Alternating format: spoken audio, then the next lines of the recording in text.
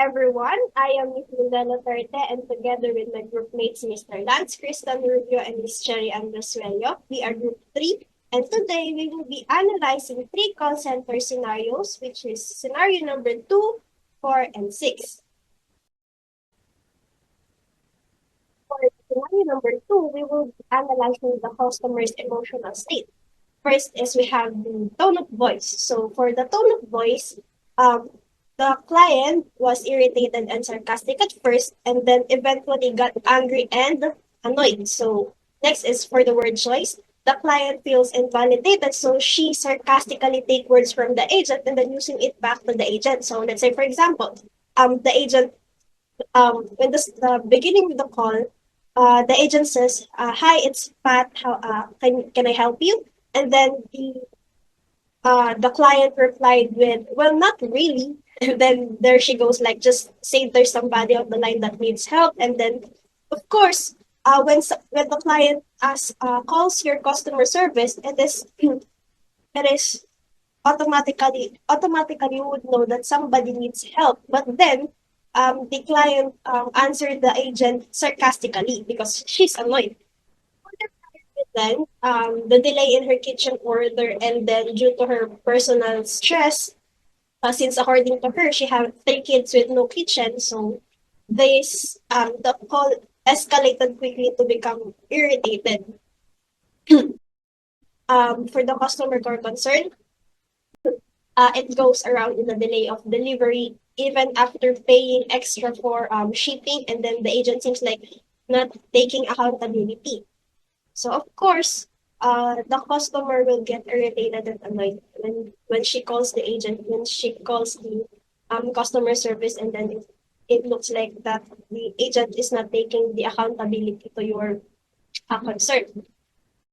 And for the summary, so the customer expressed frustration due to delayed kitchen order, delayed kitchen order despite paying extra for shipping. So her tone shifted from being irritated and sarcastic and outright angry, and feeling invalidated because the agent feels like lacking of accountability. So the situation was further intensified by her due to her personal stress. As she mentioned, she have three kids and no functional kitchen. And then the core issue centers on the delivery delay and the agent's failure to take uh, full responsibility for the mistake. So the agent should have responded more instead politely and empathetically. So instead of blaming the concern to the shipping department. Of course, the client would call to you, to the customer service, because she had the concern. So that client expects you as the agent to know what was going on and to know how to solve their problem. So you must have, as a client, you must give a more convincing apology and acknowledgement of the urgency of your customer's complaint or concern. So uh, you have to escalate or this. You have to analyze the situation for you to be able to assess what was happening with your customer, and then also to maintain that client. Of course, if you would if the client would feel that you lack responsibility to her concerns, you would lose that client eventually. In scene 4, customer emotional states, in tone or voice, the customer starts the call in an aggressive tone and become more and more angry as repeated attempts to fix the problem fail. In word choice, the repetition of use of profanity or bad words and dirty words emphasize the customer anger, feeling of neglect, and emotional fatigue. In prior event, the frustration is due to wasting more than 3 hours attempting to contact Michelle, missing appointment, and getting no effective assistance from prior agents. In scene 4, customers' core concerns, Um, Customer can't reach Michelle. Despite clear voicemail instruction, all attempts to contact Michelle have been unsuccessful.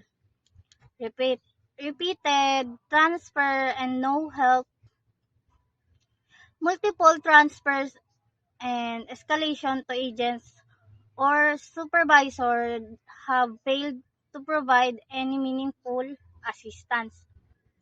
Unresolved issues or the customer issues remain unresolved due to poor communications, failures, and lack of follow-up through from the support teams.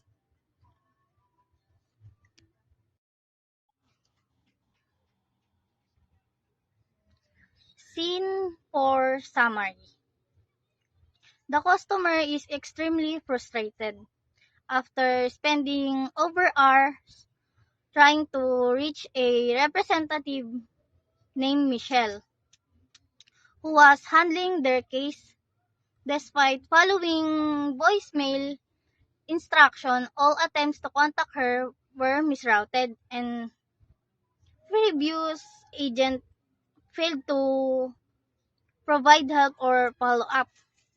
The main issue is breakdown communication and accountability, resulting in unresolved concern and growing emotional distress to the customer. So for the scene 6, I identified that the customer's emotional state is he is frustrated and upset. So at first, he is calm, but after after the agent asked about his telephone number, the agent couldn't get it right. So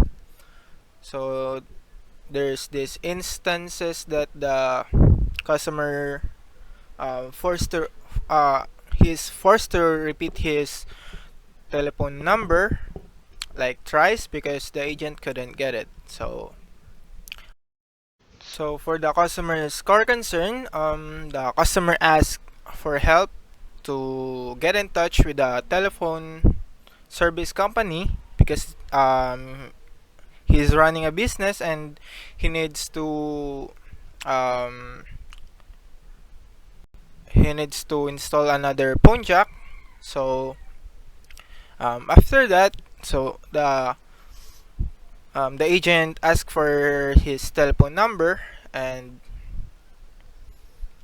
that's where the problem happens. Like the agent can't get it, can't get the agent can't get the telephone number right, and that's where he get frustrated. So after listening to this phone call, um, my summary was that there